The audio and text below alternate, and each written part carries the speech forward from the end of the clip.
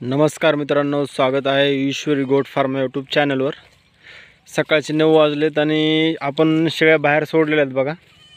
थंडीचे दिवस आहेत। सकाळी मस्त कोवळं ऊन पडलेले आणि आपण आपल्या शेळ्या बाहेर सोडलेल्या आहेत बघा। जसं की तुम्हाला सांगितलं होतं बघा, आपणाला हाही रान रिकामं करून याच्यात गहू पेरायचा आहे। तर आपण काल पराठी काढलेली आणि आज आपल्या शेळ्याचा चरायचा शेवटचा दिवस आहे। उद्यापासून परत आपल्या शेळ्या बंदिस्तीमध्ये राहणार। तर आज आपल्याला पराठ्या पूर्णपणे जमा करून फुकून द्यायच्यात, म्हणजे जाळून टाकायच्यात, जेणेकरून आपलं रान रिकामं होईल आणि आपल्याला गहू पेरण्यास मदत होईल।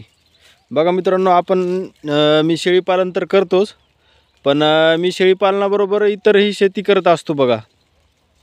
तर मला तुम्हाला विचारायचं आहे की शेळीपालनाबरोबर जसे आपण शेळीपालनातले व्हिडिओ टाकतो, तसं जे मी शेती करतो बघा, तसं तुम्हाला त्या शेतीचे पण अपडेट बघायला आवडेल का?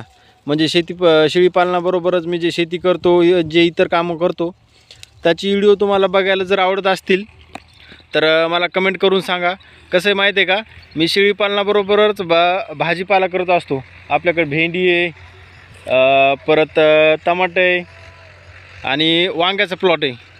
तर बघा, याच्यामधून पण तुम्हाला वर्षाकाठी 2 ते 3 लाख रुपये सहजपणे उरतात बघा। मी आता गेल्या वर्षी एक 3.5 लाख रुपये आपणाला निव्वळ भाजीपाल्यामधून उरले होते बघा।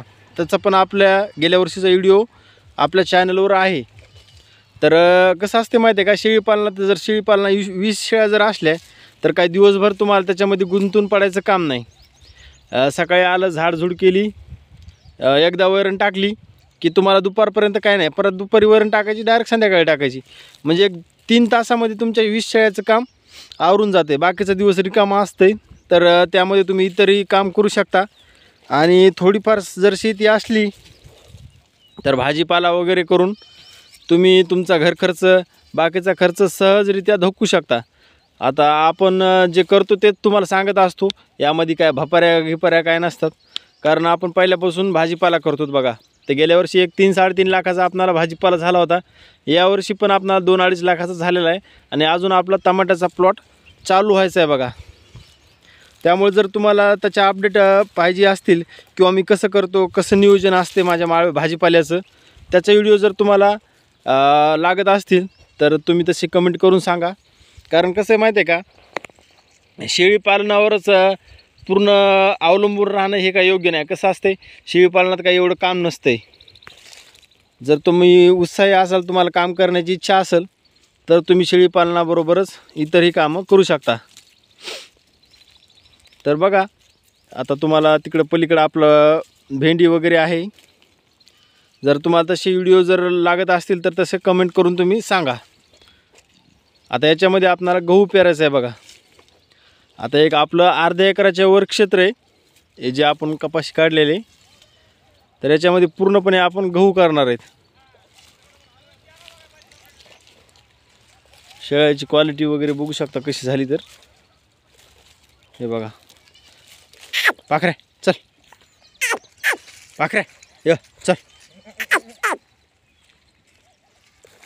आपला 10 महिन्याचा बोकड आहे, 10 महिने झाले। तर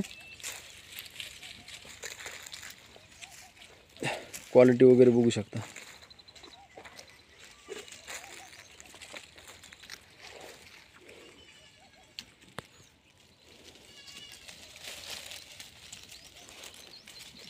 जर मित्रांनो तुम्हाला शेळीपालनासोबतच शेतीचे जे व्हिडिओ मी करणार आहे, जर तुम्हाला आवडतील तर मला कमेंट करून सांगा।